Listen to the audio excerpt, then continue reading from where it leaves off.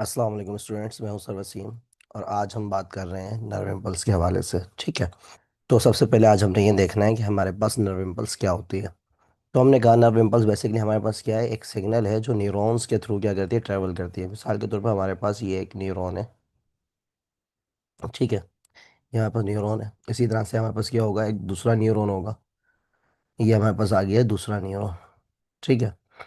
अब यहाँ से मैसेज आया इसके पास, यहाँ से मैसेज, ठीक है, यहाँ से मैसेज फॉरवर्ड हुआ और फॉरवर्ड होते हुए दूसरे न्यूरॉन के पास आया, दूसरे से फिर आगे। ठीक है। तो हमने नर्व इम्पल्स के बारे में यही पढ़ना है कि हमारे पास नर्व इम्पल्स किस तरह से ट्रांसफ़र होती है, किस तरह से जनरेट होती है। ठीक है। तो पहले तो ये चीज़ क्लियर हो गई कि हमारे पास नर्व इम्पल्स एक मैसेज होता है, एक सिग्नल होता है। ठीक है। एक इलेक्ट्रिकल मैसेज या एक इलेक्ट्रिकल सिग्नल होता है। ठीक है। जो बेसिकली एक न्यूरॉन से दूसरे न्यूरॉन में फॉरवर्ड होता है। ठीक है। और बेसिकली हमारे पास ये जो नर्व इम्पल्स है इसमें इंफॉर्मेशन होती है। क्या होती है इसके अंदर? इंफॉर्मेशन। इंफॉर्मेशन कहाँ से आती है? ये रिसेप्टर्स क्या करते हैं, जनरेट करते हैं। कैसे जनरेट करते हैं? बेसिकली हमारे इन्वायरमेंट के अंदर कोई भी चेंज आता है, ठीक है, उस चेंज को बेसिकली रिसेप्टर रिसीव करते हैं। और रिसेप्टर रिसीव करने के बाद उस चेंज के बारे में जितनी भी इंफॉर्मेशन होती है वो जनरेट कर दी जाती है एक इलेक्ट्रिक सिग्नल की फॉर्म में, जिसको हम नर्व इम्पल्स कहते हैं। और देन वो सीएनएस के पास, मतलब ब्रेन और स्पाइनल कोड के पास भेजी जाती है। और फिर सीएनएस जो होता है उसके बारे में एनालाइज करता है, इंटीग्रेशन करता है, और आफ्टर दैट वो फैसला करता है कि अब मुझे क्या करना है। और फिर वो एक कमांड भेजता है किसके पास, इफेक्टर्स के पास कमांड भेज देता है। ठीक है। तो टेक्निकली हम ये कह सकते हैं कि हमारे पास नर्व इम्पल्स क्या है, एक वेव है इलेक्ट्रोकेमिकल की, जिसके अंदर इलेक्ट्रिक और केमिकल चेंज दोनों होते हैं। ठीक है। और फिर उससे एक वेव जनरेट हो जाती है, एक सिग्नल जनरेट हो जाता है, और फिर वो अलॉन्ग द न्यूरॉन फॉरवर्ड होता रहता है। अब इसके बाद हमने बात करनी है electrochemical basis of nerve impulse, कि हम इसमें देखेंगे कि हमारे पास बेसिकली ये जो नर्व इम्पल्स है, ठीक है, ये किस तरह से जनरेट होती है। तो इससे पहले आपको ये पता होना चाहिए आरएमपी के बारे में और एएमपी के बारे में। ठीक है। रेस्टिंग मेम्ब्रेन पोटेंशियल के बारे में और एक्टिव मेम्ब्रेन पोटेंशियल के बारे में। बेसिकली हमने यहाँ पर उस न्यूरॉन की मेम्ब्रेन को डिस्कस करना है जिसका एक इलेक्ट्रिक पोटेंशियल होता है। बेसिकली हमने कहा ये हमारे पास क्या है, न्यूरॉन है। इस न्यूरॉन की क्या होगी, एक मेम्ब्रेन होगी। ठीक है। तो जाहिर सी बात है, एक सेल है तो सेल के ऊपर मेम्ब्रेन होती है। तो इस न्यूरॉन की भी क्या होगी, मेम्ब्रेन होगी। अगर इसको यहाँ से हम जूम कर लेते हैं, ठीक है, तो हमें इस तरह से नज़र आएगी ये मेम्ब्रेन। ठीक है। ये मतलब कि ये वाली साइड क्या है, सेल के अंदर की वाली साइड है ये। और ये साइड है क्या है, सेल के बाहर वाली साइड है। ठीक है। और बेसिकली ये क्या है हमारे पास, ये सेल मेम्ब्रेन, न्यूरॉन की मेम्ब्रेन है। ठीक है। ये क्या है हमारे पास, न्यूरॉन की मेम्ब्रेन। तो कहने का मकसद क्या हुआ कि हमारे पास ये जो मेम्ब्रेन है इसको हम न्यूरोलिमा कहेंगे। ठीक है। न्यूरॉन की सेल मेम्ब्रेन को हम क्या कहते हैं, न्यूरोलिमा कहते हैं। अब इसी मेम्ब्रेन की हमने बात करनी है कि ये रेस्ट की हालत में कैसी होती है और जब ये एक्शन करती है तो एक्टिव हालत में ही कैसी होती है। ठीक है। तो पहले हम बात करते हैं रेस्टिंग मेम्ब्रेन पोटेंशियल की। क्योंकि साइड से बात है कि हमारे पास इस न्यूरॉन ने क्या कराना है, फंक्शन कराना है। क्या फंक्शन कराना है, पूरी बॉडी के अंदर कोऑर्डिनेशन करानी है। और पूरी बॉडी के अंदर कोऑर्डिनेशन कराने के लिए हमें पहले न्यूरॉन की मेम्ब्रेन के बारे में पता होना चाहिए कि ये किस तरह से सिग्नल्स को फॉरवर्ड करते हैं। देन आपको कोऑर्डिनेशन इजीली समझ में आ जाएगा। अब आप ये देखें हमारे पास रेस्टिंग मेम्ब्रेन पोटेंशियल। ठीक है। मतलब कि न्यूरॉन हमारे पास इस वक्त क्या है, रेस्ट पर है, कोई इंपल्स सेंड नहीं कर रहा या ना जनरेट कर रहा है। ठीक है। हमने कहा न्यूरॉन मेम्ब्रेन की बाहर वाली साइड जो होती है वो पॉजिटिव होती है और इनर वाली साइड जो होती है वो नेगेटिव होती है। इस स्टेट को हम बेसिकली क्या कहते हैं, पोलराइज स्टेट कहते हैं। देखो यहाँ पर मैंने एक न्यूरॉन की मेम्ब्रेन बना ली। ठीक है। न्यूरॉन की मेम्ब्रेन के बाहर क्या होंगे, बहुत सारे पॉजिटिव साइंस होंगे।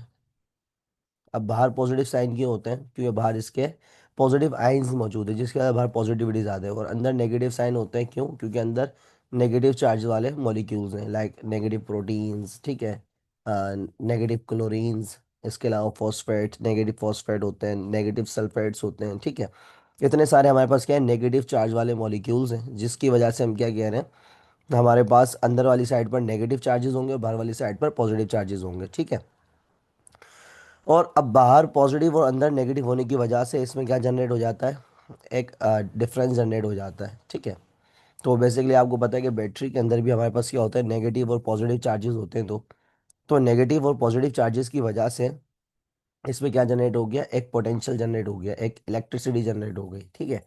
तो इसका अपना ज़ाती पोटेंशियल कितना होगा, अगर हम इन बाहर वाले पॉजिटिव अंदर वाले नेगेटिव को कंपेयर करते हैं, तो बेसिकली इसका वोल्टेज बन जाता है -70 मिली वोल्ट। किसकी वजह से बनता है, कि न्यूरॉन की मेम्ब्रेन के बाहर ठीक है, ये हमारे पास बेसिकली क्या है, ये न्यूरॉन की मेम्ब्रेन है, ये भी न्यूरॉन की मेम्ब्रेन है। ठीक है, क्योंकि हमने पढ़ा था कि हमारे पास जो न्यूरॉन होता है इस तरह से होता है ना, ये न्यूरॉन है।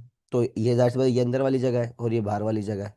तो जो अंदर वाली जगह है ना हमारे पास, वो मैंने यहाँ पर बना ली है। ठीक है, ये मेम्ब्रेन आ गई, और अंदर इसके जो नेगेटिव चार्जेस हैं ये सारे के सारे क्या हैं, इनर साइड है, और ये पॉजिटिव वाली साइड जो है वो बाहर है। तो हमने कहा इसके बाहर सारे के सारे क्या हैं, पॉजिटिव चार्जेस हैं, और इसके अंदर क्या है, सारे के सारे नेगेटिव चार्जेस हैं। तो यहाँ पर मैंने अलग से आपको बनाकर दिखाया है। तो कहने का मकसद ये है कि बाहर पॉजिटिव अंदर नेगेटिव को अगर हम कंपेयर करते हैं तो इसका एक इलेक्ट्रोड पोटेंशियल बन जाता है, जो कि हम वोल्ट मीटर से क्या करते हैं, कैलकुलेट करते हैं। और उस वोल्ट मीटर ने बेसिकली बताया कि हमारे पास इसका कितना वोल्टेज बन रहा है, -70 मिली वोल्ट बन रहा है। और इस स्टेट को हम कहते हैं पोलराइज स्टेट। क्योंकि अभी इस वक्त हमारे पास जो न्यूरॉन है ये कोई कंडक्शन नहीं कर रहा, कोई सिग्नल नहीं भेज रहा। ठीक है, तो इसको हम क्या कह रहे हैं कि हमारे पास इस वक्त न्यूरॉन रेस्ट पर है। तो न्यूरॉन की जो ये मेम्ब्रेन है, ये क्या है हमारे पास, न्यूरॉन की मेम्ब्रेन, ये भी क्या होगी, इस वक्त रेस्ट की हालत में होगी। तो जब न्यूरॉन की मेम्ब्रेन रेस्ट की हालत में होगी, बाहर पॉजिटिव चार्जेस ज़्यादा होंगे, ठीक है, और अंदर नेगेटिव चार्जेस ज़्यादा होंगे, तो हम कहेंगे ये हमारे पास पोलराइज स्टेट है। और इसका वोल्टेज कितना है, -70 मिली वोल्ट। किससे पता चला हमें, हमें पता चला वोल्ट मीटर से। किससे पता चला हमें, वोल्ट मीटर। ठीक है, फिजिक्स में आप लोगों ने यूज़ किया होगा। तो वोल्ट मीटर से हमने इस मेम्ब्रेन का पता लगा लिया कि भाई इसका वोल्टेज कितना आ रहा है, -70 मिली वोल्ट आ रहा है। ठीक है, अब उसके बाद हम बात करते हैं किसकी, डिस्ट्रीब्यूशन ऑफ चार्जेस की। ठीक है, तो सबसे पहले तो आपको पता होना चाहिए मेम्ब्रेन के अंदर स्ट्रक्चर्स कौन कौन से। ठीक है, और साथ साथ फिर आपको आयंस की भी वैल्यू पता चल जाएगी। हमने कहा कि हमारे पास जो न्यूरॉन की मेम्ब्रेन है, देखिए यहाँ पे दोबारा ड्रॉ कर रहा हूँ, ये न्यूरॉन की मेम्ब्रेन है। इसके अंदर हमें कुछ चैनल्स नज़र आते हैं। क्या नज़र आते हैं, कुछ चैनल्स। ये हमारे पास है लिकी चैनल्स। ये क्या है हमारे पास, लिकी चैनल्स हैं। ठीक है, एक चैनल ये भी है हमारे पास। ठीक है, ये चैनल आ गया हमारे पास। इसी तरह से ये कुछ वोल्टेज गेटेड चैनल होते हैं इस तरह के। ठीक है, वोल्टेज गेटेड चैनल होते हैं। इसी मेम्ब्रेन को हम बड़ा कर लें तो इसी के अंदर हमारे पास क्या नज़र आता है, सोडियम पोटाशियम पंप भी हमें नज़र आता है। तो ये हमारे पास क्या है, सोडियम पोटाशियम पंप है। ठीक है, इस तरह से। अब ये जो हमारे पास ये वोल्टेज गेटेड चैनल है, तो वोल्टेज गेटेड चैनल दो होते हैं, एक होगा हमारे पास सोडियम और एक होगा हमारे पास पोटेशियम। ये क्या होगा हमारे पास, पोटेशियम। ठीक है, voltage gated sodium voltage gated channel, potassium voltage gated channel. इसका मतलब क्या हुआ कि जब इस चैनल को क्या मिलेगा, वोल्टेज मिलेगा, तो बाहर सोडियम ज़्यादा है, वो अंदर की तरफ मूव करेंगे। ठीक है, अंदर पोटाशियम ज़्यादा है। ठीक है, जब इस चैनल को क्या मिलेगा, वोल्टेज मिलेगा, तो अंदर से पोटेशियम बाहर निकल कर बाहर जाएंगे। ठीक है, क्योंकि अंदर पोटेशियम ज़्यादा है, बाहर पोटेशियम कम है। इसी तरह से ये जो लीकी चैनल है, ये लीकी चैनल क्या होते हैं, ये भी दो, एक सोडियम का होगा, एक पोटेशियम का होगा। तो बेसिकली बाहर सोडियम ज़्यादा है, तो बाहर से सोडियम मूव करके अंदर आ रहा होता है। ठीक है, हाई कंसनट्रेशन लो कंसनट्रेशन, एक एक करके लीक हो रहा है ना, एक एक करके सोडियम अंदर आ रहा होता है। इसी तरह अंदर से पोटाशियम लीक करके बाहर जा रहे होते हैं। तो यूँ समझ लो कि अगर दो पोटेशियम बाहर जाते हैं या तीन पोटेशियम बाहर जाते हैं तो एक सोडियम अंदर आ पाता है, मतलब वो सोडियम को अंदर आने में परेशानी हो रही है, जबकि पोटेशियम बाहर चला जाता है। ठीक है, जिसकी वजह से इसका जो -70 मिली वोल्ट है ना, इसके अंदर चेंज आता है। और जब इसके अंदर चेंज आता है तो ये जो हमारे पास बेसिकली क्या है, पंप, सोडियम पोटाशियम पंप। ये सोडियम पोटाशियम पंप बेसिकली क्या करता है, सोडियम को वापसी बाहर निकालेगा, और इसमें कैल्शियम, इसमें पोटाशियम को वापस अंदर लेकर आएगा, ताकि हमारी मेम्ब्रेन जो है वो दोबारा से क्या हो जाए, नॉर्मलाइज हो जाए। ठीक है, ये थोड़ा सा कॉन्सेप्ट आप गेन कर लें। अब इस टेबल को हम डिस्कस करते हैं, इस टेबल को डिस्कस करते हैं ताकि ये चीज़ अब आपको क्लियर हो जाए। ठीक है, फिर आगे चल के इसको हम दोबारा से तसल्ली से देखते हैं। तो अब आ जाए वापस इस टेबल पर। तो हमने कहा कि हमारे पास क्या है, मेम्ब्रेन है, न्यूरॉन की एक मेम्ब्रेन है। हमने कहा हमें सोडियम और पोटेशियम आयंस को समझने की ज़रूरत है, डिस्ट्रीब्यूशन। हमने कहा हमारे पास बेसिकली,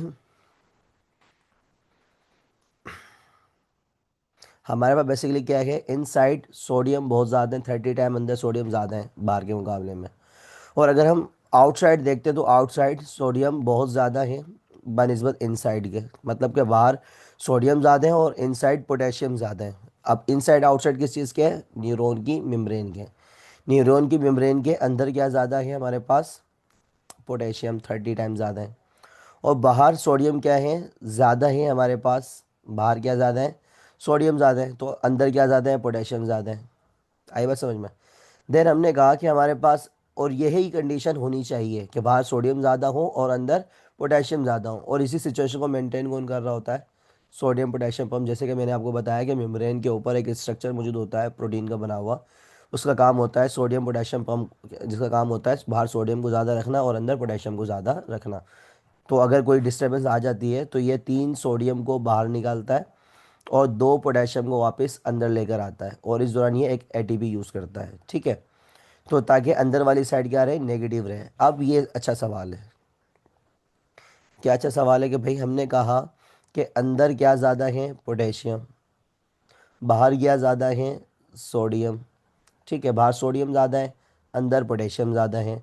चलो बाहर सोडियम ज़्यादा है, उस पर प्लस है, तो सब बाहर समझ में आ रहा है कि बाहर प्लस क्यों आ रहा है, लेकिन अंदर तो हमारे पास पोटेशियम है, फिर नेगेटिव क्यों आ रहा है, क्योंकि पोटेशियम पे तो प्लस होता है, तो प्लस आना चाहिए। तो हमने कहा कि अंदर हमारे पास नेगेटिव चार्जेस बहुत ज़्यादा हैं। देखो यहाँ पर क्या लिखा हुआ है, negative charge molecule, protein, amino acid, RNA, ठीक है। तो अंदर का जो साइटोप्लाज्म है इस मेम्ब्रेन के अंदर का, उसको नेगेटिव बना रही है। अंदर पोटेशियम वैसे बहुत ज़्यादा है, नो प्रॉब्लम, लेकिन यहाँ पर नेगेटिव चार्जेस इतने हैं कि पोटेशियम से तादाद में ज़्यादा हो जाते हैं, पोटेशियम से तादाद में ज़्यादा हो जाते हैं, जिसकी वजह से अंदर नेगेटिविटी अपेयर हो जाती है। और बाहर नेगेटिव चार्जेस बहुत कम है, लाइक क्लोरीन बाहर होता है, लेकिन बाहर इतना कम है कि बाहर सोडियम ही अपेयर हुआ वो होता है, ठीक है। जिसकी वजह से बाहर पॉजिटिविटी ज़्यादा है, अंदर नेगेटिविटी ज़्यादा है। अब बाहर पॉजिटिव है मेम्ब्रेन के और अंदर नेगेटिव है, तो इसका एक इलेक्ट्रोड पोटेंशियल जनरेट हो जाता है across the membrane. Different charges होने की वजह से क्या जनरेट हो जाता है, इलेक्ट्रोड पोटेंशियल, जिसको हम कहते हैं -70 मिलीवोल्ट। क्या कहते हैं इसको हम, -70 मिलीवोल्ट। यहाँ तक बात समझ में आ गई। अब हम बात करेंगे थर्ड पॉइंट की। अब थर्ड पॉइंट में आपसे क्या कह रहे हैं, थर्ड पॉइंट में आपसे कह रहे हैं लीकेज ऑफ सोडियम आइंस। जैसे अभी हमने लीकेज चैनल की बात की, तो वो हम किसकी बात कर रहे हैं, हमारे पास क्या मौजूद होंगे, आपके आइंस लीक होते हैं। क्या होते हैं, आइंस लीक, ठीक है। क्यों लीक होते हैं, क्योंकि भाई पोटेशियम चैनल मौजूद है। पोटेशियम चैनल लीकी चैनल भी होता है और वोल्टेज गाइडेड चैनल भी होता है। जैसे कि मैंने मेम्ब्रेन बनाई थी अभी, इस मेम्ब्रेन पर मैंने आपको क्या बताया, इस मेम्ब्रेन के अंदर आपको कुछ प्रोटीन के बने हुए चैनल नज़र आएंगे, ठीक है, और कुछ हमें लीकी चैनल, ठीक है, इस तरह के नज़र आएंगे, इस तरह के हमें ये नज़र आएंगे, ठीक है।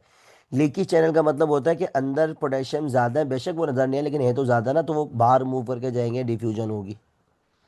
इसी तरह बाहर सोडियम ज़्यादा है, तो मूव करके अंदर आएगा। ये मैंने आपको ये भी बताया कि अगर 3 पोटेशियम बाहर जाते हैं या 2 पोटेशियम बाहर जाते हैं तो एक सोडियम अंदर आता है, तो उसका मतलब है कि पोटेशियम ज़्यादा लीक होते हैं और सोडियम कम लीक होते हैं। सोडियम का लीक होने का मतलब है बाहर से अंदर आना, और पोटेशियम का लीक होने का मतलब है कि मेम्ब्रेन के अंदर से निकलकर बाहर जाना, ठीक है। ये वाली बात समझ में आ गई। तो कहने का मकसद ये है कि ये लीकेज चलती रहती है, लेकिन इससे -70 मिलीवोल्ट बहुत देर के बाद चेंज होता है। लेकिन जब भी चेंज होगा तो इसके पास क्या होता है, पंप मौजूद होता है। यहाँ पर क्या मौजूद होता है, पंप। और वो पंप क्या करता है, अब जितना सोडियम पोटाशियम बाहर लीक हुआ है उसको पकड़ेगा और पकड़ कर वापस अंदर ले आएगा, ठीक है। इसी तरह से जितना सोडियम अंदर लीक होकर आया है उसको पकड़ेगा और पकड़ कर वापस बाहर लेकर चला जाएगा। जैसे कि मैंने आपको बताया यहाँ पर ये वाली कंडीशन जैसे कि बताई गई कि 3 सोडियम को बाहर निकालता है, 2 पोटेशियम को अंदर लेकर आता है, तो मेम्ब्रेन को दोबारा से नॉर्मलाइज कर देता है, ठीक है। यहाँ तक बात समझ में आ गई। हमने कहा अभी ये तो सोडियम का लीकेज चैनल है, इसी पोटाशियम का लीकेज चैनल है, इसी तरह से हमारे पास सोडियम का लीकेज चैनल भी होता है, ठीक है। इसी तरह से हमारे पास ये वोल्टेज गेटेड चैनल भी होते हैं। क्या होते हैं हमारे पास, voltage gated channel. Voltage gated channel का मतलब ये होता है कि यही काम जो लीकेज फ्री में करके दे रहा है ना हमारे पास मेम्ब्रेन में, लेकिन ये वोल्टेज गेटेड चैनल का मतलब होता है कि वो वोल्टेज मतलब कि करंट को यूज़ करने के बाद, ठीक है, इलेक्ट्रिसिटी को यूज़ करने के बाद सोडियम को अंदर लेकर आते हैं और सोडियम को या सोडियम पोटाशियम को बाहर लेकर जाते हैं, ठीक है। तो जैसे कि अब यहाँ पर देखो दोबारा मेम्ब्रेन बना रहा हूँ मैं, इस मेम्ब्रेन के अंदर ये है वोल्टेज गेटेड चैनल, ठीक है। ये सोडियम का है, ये हमारे पास पोटेशियम का है, सही है। तो जब इस चैनल को क्या मिलेगा, वोल्टेज, इलेक्ट्रिसिटी मिलेगी, ठीक है। जब इसको इलेक्ट्रिसिटी मिलेगी, सपोज कितनी मिल गई, ये -70 मिली वोट है ना, सपोज कर लो इसको +15 मिल गया, तो हमारे पास कितना वोल्टेज हो गया, -70 में +15 गए तो कितना बचेगा, -55। अगर इसका -70 से वोल्टेज कितना आ गया, -55, तो ये चैनल एक्टिवेट हो जाता है और ओपन हो जाता है, और ये सोडियम आयन जो बाहर बहुत ज़्यादा है वो अंदर की तरफ आ जाते हैं, बहुत ज़्यादा अंदर आ जाते हैं, इतने ज़्यादा अंदर आ जाते हैं कि ये -55 +50 में चेंज हो जाता है, किसमें चेंज हो जाता है, +50 में। और जैसे ही +50 होती है अंदर कहानी, ये सोडियम पोटाशियम चैनल एक्टिवेट हो जाता है इस वोल्टेज से, और फिर अंदर का जो पोटाशियम है वो निकल कर बाहर जाता है। तो अब आपने क्या देखा, ये चैनल कब काम कर रहे हैं, जब वोल्टेज मिल रहा है, जब क्या मिल रहा है, वोल्टेज। ठीक है, तो कहने का मकसद क्या हुआ हमारे पास, कि लीकी चैनल के साथ साथ हमारे पास वोल्टेज चैनल भी होते हैं। ठीक है, ये वाली बात क्लियर हो गई। तो अब आई होप कि आपको ये पूरा टेबल समझ में आ गया होगा कि हमारे पास बाहर क्या है, पॉजिटिविटी ज़्यादा है और अंदर नेगेटिविटी ज़्यादा है। और ये कंडीशन हमारे पास बेसिकली क्या है, ये कंडीशन हमारे पास पोलराइज स्टेट है। क्या है हमारे पास, पोलराइज स्टेट। और जब तक हमारे बॉडी के अंदर स्टिमुलस नहीं आता, ठीक है, कोई चेंज नहीं आता, तब तक हमारे पास नर्व इम्पल्स जनरेट नहीं होती है। ठीक है, यहाँ तक बात समझ में आ गई। अब आगे देखते हैं। अब हम देखेंगे, अभी तक जो हमने बात की ना, ये बेसिकली रेस्टिंग मेम्ब्रेन पोटेंशियल था कि मेम्ब्रेन रेस्ट में कैसे है। अब हम बात कर रहे हैं कि हमारे पास मेम्ब्रेन में अगर स्टिमुलस आ जाए तो एक्शन किस तरह से होता है। ठीक है, एक्टिव मेम्ब्रेन पोटेंशियल किस तरह से होता है। तो हमने कहा सबसे पहले क्या होते हैं, रिसेप्टर्स होते हैं। क्या होते हैं, रिसेप्टर्स। ठीक है, आपको पता है कि रिसेप्टर का काम होता है कोई भी चेंज आता है तो उस चेंज को फील करना। तो हमारे पास सपोज कर लो कि हमारे पास एक न्यूरॉन है। ठीक है, ये हमारे पास क्या है, न्यूरॉन। ये हमारे पास क्या है, न्यूरॉन है। ठीक है, ये इसके रिसेप्टर्स हैं, यहाँ पर क्या है, इसका रिसेप्टर। ठीक है, तो कोई भी चेंज आया, क्या आया, स्टिमुलस आया, तो स्टिमुलस जो था वो थ्रेशोल्ड था। क्या था हमारे पास, थ्रेशोल्ड। थ्रेशोल्ड का मतलब होता है कि ऐसा स्टिमुलस जो आप फील कर सकते हैं। ठीक है, एक होता है सब थ्रेशोल्ड। सब थ्रेशोल्ड का मतलब होता है ऐसा स्टिमुलस जो आप फील नहीं कर सकते, जैसे कि मच्छर ने आपको आगे काट लिया, तो जब मच्छर काटता है तो आपको फील नहीं होता, जब वो काट के चला जाता है, स्वेलिंग होती है, तब वो फील होता है। ठीक है, तो जब वो काट रहा था तब फील नहीं हुआ, तो वो सब थ्रेशोल्ड था। जब वो काट के चला गया, जब आपको इचिंग फील हुई, तो वो क्या था आपके लिए, थ्रेशोल्ड स्टिमुलस। तो थ्रेशोल्ड स्टिमुलस बेसिकली कौन सा होता है, वो स्टिमुलस जो आपको फील हो। ठीक है, तो जैसे ही आपको स्टिमुलस फील होगा, ठीक है, ये रिसेप्टर क्या करेंगे, उस चीज़ को फील करेंगे, और फील करने से यहाँ पर होते हैं मिकेनो रिसेप्टर्स। और मिकेनो रिसेप्टर की वजह से, सॉरी, मिकेनो चैनल्स होते हैं। क्या होते हैं, मिकेनो चैनल, जिसकी वजह से सोडियम आयन इसके अंदर इंटर हो जाते हैं, न्यूरॉन के अंदर। ठीक है, जैसे ही सोडियम आयन इंटर होंगे, अब आपको पता है कि यहाँ पर इसके अंदर क्या होगा, न्यूरॉन की मेम्ब्रेन के अंदर, ये पूरी न्यूरॉन की मेम्ब्रेन है ना, ये न्यूरॉन की मेम्ब्रेन है। ठीक है, तो इसके अंदर क्या जनरेट होगा, हमारे पास सिग्नल जनरेट होगा। अब जब सिग्नल जनरेट होगा किस तरह से, जब बहुत सारे सोडियम अंदर आएंगे, तो इसके पास क्या होगा, अब देखो एक साइड को हम जूम कर लेते हैं, हमने इस साइड को जूम कर लेते हैं। ठीक है, इस साइड को जूम करके मैं बना रहा हूँ, और फिर देखते हैं क्या होता है। ठीक है, तो पहले ये सारा एक्स्ट्रा मिटा रहा हूँ। तो हमने ये कहा कि अब ये मेम्ब्रेन हमने बना ली जो मैंने आपको बताई थी। अब सोडियम चैनल एक्टिवेट हो चुका है, क्योंकि रिसेप्टर के पास क्या आया था, स्टिमुलस आया था, सोडियम को एंट्रेंस मिल गई थी। तो हमारे जब सोडियम को एंट्रेंस मिल गई तो ये sodium voltage gated channel open हो गया। अब बाहर का जो सोडियम है वो अंदर आ रहा है, और जब बाहर का जो सोडियम है वो अंदर आ रहा है, तो अंदर पॉजिटिविटी इंक्रीज हो गई। क्यों, क्योंकि हज़ारों करोड़ों की तादाद में क्या आ गए, पॉजिटिव चार्जेस अंदर की तरफ आ गए। क्या आ गए, पॉजिटिव चार्जेस अंदर की तरफ आ गए। जब पॉजिटिव चार्जेस अंदर की तरफ आए, तो हमारे पास बेसिकली क्या हुआ था, पहले -70 मिली वोट था, स्टिमुलस के आने की वजह से ये वोल्टेज -55 में चेंज हुआ। और स्टिमुलस जैसे ही आया तो ये वोल्टेज चैनल बेसिकली क्या हो गया, एक्टिवेट हो गया, और बहुत सारा सोडियम अंदर आया। तो अब ये -55 के साथ तब्दील हो गया, +50 के अंदर तब्दील हो गया। अब जैसे +50 के अंदर तब्दील हुआ, तो हमने पढ़ा था कि इसके अंदर क्या मौजूद होंगे, दूसरे चैनल, जिसको हम कहते हैं पोटेशियम वोल्टेज गेटेड चैनल। तो अंदर तो पोटेशियम ज़्यादा था, तो जैसे ये चैनल ओपन हुआ तो यहाँ से पोटेशियम निकल कर बाहर जाने लगा। बात समझ में आई। अच्छा जी, अब आपको यही चीज़ याद रखनी है कि जब सोडियम अंदर आया था तो उस वक्त क्या कंडीशन थी। हमने कहा देखो, सबसे पहले हमारे पास क्या था, थ्रेशोल्ड आया था, स्टिमुलस आया था। ठीक है, स्टिमुलस आने की वजह से हमारे पास क्या हुआ था, इम्पल्स जनरेट हुई थी, मतलब कि डीपोलराइजेशन हुई है। क्या हुई है, डीपोलराइजेशन। ये रहा सेकंड स्टेप, डीपोलराइजेशन। क्यों इम्पल्स क्यों जनरेट हुई? क्योंकि रिसेप्टर ने क्या किया था, उस चेंज को फील किया था, थ्रेशोल्ड को। ठीक है, तो यहाँ पर ये लिखा हुआ है स्टिमुलस अगर इतना ज़्यादा हो कि वो -55 जनरेट करते तो वो फील होता है, अगर -55 से कम होगा तो वो फील नहीं होगा, वो सब थ्रेशोल्ड हो जाएगा। तो हमने अभी बात की कि भाई थ्रेशोल्ड है हमारे पास, स्टिमुलस क्या है हमारे पास, थ्रेशोल्ड, तो इम्पल्स हमारे पास क्या होगी, जनरेट होगी। तो हमने कहा कि डीपोलराइजेशन हुई। डीपोलराइजेशन का मतलब क्या है, हमारे पास जब स्टिमुलस आया तो वोल्टेज कितना हुआ, -55, और इसकी वजह से सोडियम चैनल ओपन हो गए, और सोडियम चैनल जब ओपन हो गए तो बहुत सारे सोडियम अंदर आए। इस कंडीशन को हम बोलते हैं डीपोलराइजेशन। क्या बोलते हैं इसको हम, डीपोलराइजेशन। तो उसमें क्या बता रहे हैं, सोडियम चैनल ओपन हो गए और सोडियम रश इनसाइड हो गए। रश इनसाइड मतलब बहुत सारे सोडियम अंदर आ गए। यही बात की थी यहाँ पर मैंने, कि सोडियम अंदर आ गए थे और अंदर पॉजिटिविटी इंक्रीज हो गई। अब कितनी इंक्रीज हो गई यहाँ पे बता रहे हैं, -70 था वो कितना हो गया, +50। -70 से पहले -55 स्टिमुलस की वजह से हुआ, देन 50 mV हो गया। ठीक है, और अंदर अब क्या हो गई, पॉजिटिविटी इंक्रीज हो गई, और बाहर क्या हो गई, नेगेटिविटी इंक्रीज हो गई। क्यों बाहर नेगेटिविटी इसलिए इंक्रीज हुई, बाहर नेगेटिविटी क्यों इंक्रीज हुई, क्योंकि बाहर का सोडियम अंदर आ गया, और बाहर जो नेगेटिव मौजूद थे अब उनको मौका मिल गया अपेयर होने का, अपेयर होने का मौका मिल गया। तो बाहर का जब सोडियम अंदर आया मेम्ब्रेन के अंदर, तो अंदर पॉजिटिविटी इंक्रीज हो गई, और बाहर क्या के बाहर क्या रह गए, फिर नेगेटिव चार्जेस रह गए, तो वो अपेयर हो गए। इसीलिए हम कह रहे हैं बाहर नेगेटिविटी आपको नजर आएगी। अब अगली स्टेज कौन सी है, रीपोलराइजेशन। क्योंकि अंदर जब +50 की मिली वोट हुआ तो सोडियम चैनल को, उसमें पोटाशियम चैनल को क्या मिल गया, मौका मिल गया अपेयर होने का। तो यहाँ पर आपको देखो मैंने रेड कलर से बना के दिखाया था, पोटाशियम चैनल ये ओपन हुआ और अंदर का पोटाशियम निकल कर बाहर जाने लगा। तो इस प्रोसेस को हम बोलते हैं रीपोलराइजेशन, बोलते हैं इस प्रोसेस को, क्या बोलते हैं हम, रीपोलराइजेशन, जिसमें पोटाशियम चैनल ओपन हो गए और सोडियम चैनल क्लोज हो गए थे। ठीक है, और पोटाशियम मूव आउट मतलब बाहर निकल गया बहुत सारा। और जब बहुत सारा पोटाशियम बाहर निकलेगा, अब मेम्ब्रेन की कंडीशन क्या हो जाएगी हमारे पास, अब मेम्ब्रेन की कंडीशन ये हो जाएगी हमारे पास कि अंदर से मेम्ब्रेन नेगेटिव हो जाएगी।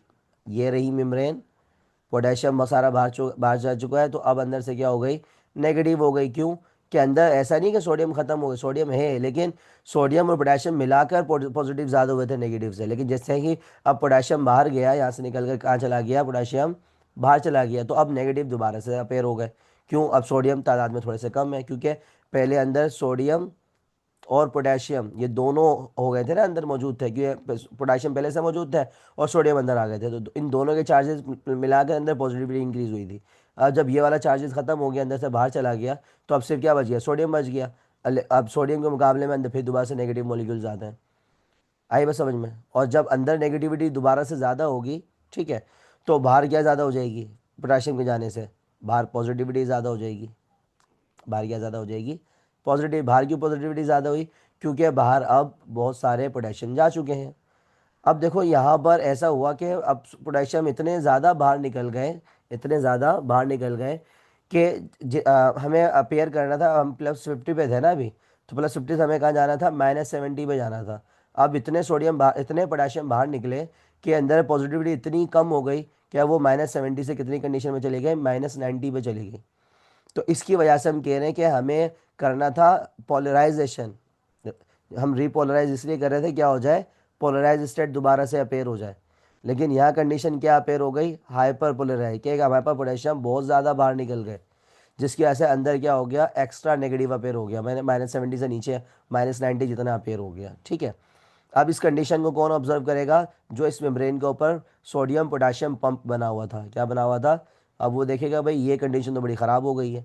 तो अब सोडियम पोटाशियम पंप का क्या काम था हमारे पास, कि वो सोडियम पोटाशियम पंप 3 सोडियम को बाहर निकालता था और 2 पोटाशियम को अंदर लेकर आता था। अब ये अंदर सोडियम ज़्यादा है, बाहर पोटाशियम ज़्यादा है, तो अब क्या करेगा हमारे पास ये, अंदर से सोडियम को निकल पकड़कर बाहर निकालेगा, ये पंप बाहर निकालेगा किसको, सोडियम को, और बाहर से पोटाशियम पकड़ के वापस अंदर लेकर आएगा। और आहिस्ता आहिस्ता दोबारा से हमारे पास क्या कंडीशन अपेयर हो जाएगी, अब कंडीशन हमारे पास आहिस्ता आहिस्ता अपेयर हो जाएगी कौन सी, -70 mV वाली। ठीक है, दोबारा से वही कंडीशन आ जाएगी कि बाहर पोटाशियम ज़्यादा, अंदर बाहर सोडियम ज़्यादा, अंदर पोटाशियम ज़्यादा। ठीक है, और दोबारा से -70 mV अपेयर हो जाएगा। किसकी वजह से अपेयर होगा, हमारे पास सोडियम पोटाशियम पंप क्या करेगा, दोबारा से आयंस को बैलेंस कर देगा। ठीक है, यहाँ तक बात समझ में आ गई कि किस तरह से काम हो रहा है। अब देन हमने क्या बात की कि भाई हमारे पास शुरू में क्या हुआ था, डीपोलराइजेशन कैसे हुई थी हमारे पास, सोडियम आयंस के इन्फ्लक्स की वजह से बहुत ज़्यादा सोडियम अंदर आए थे, तो इसलिए अंदर पॉजिटिविटी इंक्रीज हो गई थी। उसको हम कहते हैं डीपोलराइजेशन कह रहे थे, ठीक है। और अंदर -70 मिली वोट था, और वो कितना हो गया था अंदर, +50 मिली वोट हो गया था, ये हमने पढ़ा शुरू में। अब इस कंडीशन को हम कहते हैं ऑल और नॉन लो, ठीक है। इसमें कहते हैं या तो नर्व इम्पल्स जो जनरेट हो रही है, नर्व इम्पल्स जो जनरेट हो रही है, या तो वो पूरी जनरेट होगी या तो बिल्कुल भी जनरेट नहीं होगी, ठीक है। मतलब कि हमने अभी जो बात की थी ना, थ्रेशोल्ड और सब थ्रेशोल्ड की, तो इसका मतलब ये था कि अगर थ्रेशोल्ड आएगा और थ्रेशोल्ड आने से क्या होगा हमारे पास, नर्व इम्पल्स जनरेट होगी, तो वो मुकम्मल तौर पर जनरेट होगी, या तो थ्रेशोल्ड अगर आया भी है, ठीक है, और वो फील नहीं हो पा रहा, तो उसको हम सब थ्रेशोल्ड कहेंगे, और नर्व इम्पल्स बिल्कुल भी जनरेट नहीं होगी, तो इस लो को हम क्या बोलते हैं, ऑल और नॉन लो बोलते हैं, ठीक है। ज़्यादा बात समझ में आ गई। अब यही रिपोलराइजेशन जो भी हमने ऊपर पढ़ा है, ठीक है, हाइपर पोलराइजेशन। अच्छा, अब यहाँ पर ये चीज़ आपको समझना है, रिफ्रैक्टिव पीरियड को आपने समझना है, ठीक है। रिफ्रैक्टिव पीरियड बेसिकली क्या है हमारे पास, ये कहते हैं रिकवरी टाइम। जब एक नर्व इम्पल्स जनरेट हो जाती है, तो नर्व इम्पल्स जनरेट होने के बाद आगे फॉरवर्ड मूव कर जाती है, मतलब कि यहाँ पर नर्व इम्पल्स जनरेट हुई, सपोज कर लो अंदर क्या हो गई थी, नर्व इम्पल्स जनरेट होने को बोलते हैं कि अंदर पॉजिटिविटी इंक्रीज हो गई और बाहर नेगेटिविटी इंक्रीज हो गई, किसकी वजह से, सोडियम आयन के अंदर आने की वजह से, ठीक है। इसको हम कहते हैं नर्व इम्पल्स जनरेट हो गई। अब ये नर्व इम्पल्स यहाँ रुकेगी नहीं, नर्व इम्पल्स आगे फॉरवर्ड मूव कर जाएगी एक वेव की तरह। तो जब ये आगे फॉरवर्ड मूव कर जाएगी, तो पिछला हिस्सा अब दोबारा से क्या हो जाएगा, नेगेटिव हो जाएगा, और बाहर से पॉजिटिव हो जाएगा, जैसे कि अभी हमने सारे के सारे स्टेजेस पढ़ लिए। जिन स्टेजेस के अंदर हमने क्या देखा कि हमारे पास दोबारा से नर्व इम्पल्स क्या हो गई, फॉरवर्ड होने के बाद मेम्ब्रेन क्या हो गई, दोबारा से नॉर्मलाइज हो गई, ठीक है। अभी सारे स्टेज हमने उस टेबल के जरिए डिस्कस किए थे। तो जब ये नर्व इम्पल्स आगे जाएगी और पुरानी मेम्ब्रेन दोबारा से क्या होगी, नॉर्मलाइज होगी, तो जितना भी टाइम लगेगा इसको हम कहेंगे रिफ्रैक्टरी पीरियड। क्या कहेंगे इसको हम, रिफ्रैक्टरी पीरियड, ठीक है। ये रिफ्रैक्टरी पीरियड बेसिकली कितनी देर के लिए होता है, 2 to 4 मिली सेकेंड के अंदर दोबारा से रीअपेयर हो जाता है, ठीक है। तो एक न्यूरॉन से तकरीबन 250 इम्पल्सेस होती हैं जो 1 सेकंड के अंदर पास होती हैं, ठीक है। ये चीज़ें याद रखनी है आपने। देन आयोनिक डिस्ट्रीब्यूशन याद रखनी है कि इनसाइड साइटोप्लाज्म में पोटेशियम ज़्यादा था, आउटसाइड एक्स्ट्रा सेलुलर फ्लूइड के अंदर सोडियम ज़्यादा था। लेकिन अंदर क्या कंडीशन थी, हमारे पास पोटेशियम था, लेकिन अंदर नेगेटिव प्रोटीन फॉस्फेट सल्फेट ज़्यादा होने की वजह से अंदर चार्ज नेगेटिव आ रहा था। बाहर बेशक सोडियम ज़्यादा था, लेकिन बाहर क्या था, नेगेटिव क्लोरीन था। तो क्लोरीन कम था, सोडियम बहुत ज़्यादा था इसके मुकाबले में, इस वजह से ये बाहर पॉजिटिव अपीयर हो रहा था, ठीक है। तो ये समरी है हमारे पास सारी की सारी कि कौन सी कंडीशन में क्या हो रहा था, ठीक है। इसको देख लीजिएगा कि रेस्टिंग मेम्ब्रेन में हमारे पास, जो रेस्टिंग मेम्ब्रेन में जो पोलराइज स्टेट थी, नेगेटिव चार्जेस अंदर थे, -70 मिलीवोल्ट था, बाहर पॉजिटिव था, ठीक है। और सोडियम आउट ज़्यादा था, पोटेशियम इन ज़्यादा था, ठीक है। डिस्क्रिप्शन में आपने बताया न्यूरॉन इस वक्त रेस्ट में। डीपोलराइजेशन में आपने देखा पॉजिटिविटी इतनी बढ़ गई है, +50 हो गया, किसी वजह से, स्टिमुलस की वजह से। और आउटसाइड जो चार्ज है वो नेगेटिव है, और आयन की जो मूवमेंट है वो सोडियम की इनसाइड हो रही है। डिस्क्रिप्शन में आपने बता देने कि इम्पल्स यहाँ पर क्या हो रही है, जनरेट हो रही है। फिर उसके बाद रिपोलराइजेशन में क्या हुआ था, हमारे पास अंदर नेगेटिव अपेयर हुआ था, बाहर पॉजिटिव अपेयर हुआ था, ठीक है। किसकी वजह से, क्योंकि उसमें पोटेशियम बाहर जा रहा था, और हमारे पास सारा मामला क्या दोबारा से होता है, रिस्टोर, मतलब कि दोबारा से बैलेंस हो रहा था। हाइपर पोलराइजेशन में हमने क्या देखा कि हमारे पास बाहर पोटेशियम बहुत ज़्यादा निकल गए थे, जिसकी वजह से अंदर -70 के बजाय -90 तक कंडीशन चली गई थी। तो हमने यहाँ पे क्या बताया, एक्स्ट्रा पोटेशियम बाहर चले गए थे और क्लोरीन अंदर आ गए थे। हमारी बुक में मेंशन नहीं है, लेकिन ये भी याद रखना है आपको कि क्लोरीन चैनल्स की वजह से क्लोरीन अंदर आए, जैसे कि सोडियम चैनल होते हैं, पोटेशियम चैनल होते हैं ना, वोल्टेज गेटेड चैनल और लीकी चैनल, इसी तरह क्लोरीन के भी चैनल होते हैं हमारे पास न्यूरॉन की मेम्ब्रेन में। और जब पोटेशियम बाहर जा रहा होता है तो उस दौरान क्लोरीन अंदर आने की कोशिश करता है, और जब ये अंदर आ जाता है तो अंदर की नेगेटिविटी बढ़ा देता है, इसको कहते हैं ओवरशूट स्टेज। इसे रिफ्रैक्टिव पीरियड किसे कहते हैं, रीस्टोर, मतलब कि अब ये जो डीपोलराइजेशन हुई थी ना, डीपोलराइजेशन का मतलब है नर्वेबल जनरेट हुई, उसके बाद ये रीपोलराइजेशन है, हाइपरपोलराइजेशन है, ठीक है। तो ये सारी कंडीशन क्या कहलाती है हमारे पास, रिफ्रैक्टिव पीरियड के अंदर आ जाती है, जिसके अंदर हम देखते हैं दोबारा से नर्व इम्पल्स क्या हो रही है, क्या नाम है, फॉरवर्ड होने के बाद मेम्ब्रेन रेस्टिंग मेम्ब्रेन में आ रही है, ठीक है, मेम्ब्रेन वहाँ पर नॉर्मलाइज हो रही है। अच्छा जी, इसके बाद आपने की कॉन्सेप्ट में थ्रेशोल्ड स्टिमुलस याद रखना है, वो स्टिमुलस जो हमें फील होता है। सब थ्रेशोल्ड स्टिमुलस जो हमें फील नहीं होता, बहुत ज़्यादा कमज़ोर होता है। ऑल और नॉन याद रखना है, या तो बस पूरी जनरेट होती है तो बिल्कुल भी जनरेट नहीं होती, ठीक है। सोडियम पोटेशियम पंप का याद रखना है कि sodium potassium pump basically ATP को यूज़ करता है, और सोडियम को अंदर लेकर आता है, 3 सोडियम को, 3 सोडियम को बाहर निकालता है, और 2 पोटेशियम को अंदर लेकर आता है, ठीक है। Voltage gated channel basically protein के बने हुए चैनल होते हैं, जो आयंस को इनसाइड या आउटसाइड की तरफ मूव कराते हैं, जब उन्हें वोल्टेज मिलता है तो वो ओपन होते हैं, ठीक है। इसका रेस्टिंग पोटेंशियल पे -70 मिली वोट होता है, एक्शन पोटेंशियल पर +50 मिली वोट होता है, हाइपर पोलराइजेशन में -72 -90 मिली वोट के दरमियान हो सकता है। रिफ्रैक्टिव पीरियड 2 से 4 मिली सेकंड में रिकवर हो जाता है। ठीक है, ये सारी चीज़ें आपके लिए अरेंज कर दी हैं, तो इसको आप रीड कर लीजिएगा। ठीक है, आई होप कि आपको ये लेक्चर आगे समझ में आया होगा। तो इंशाल्लाह नेक्स्ट क्लास में मुलाकात होगी फिर से। अल्लाह हाफिज़।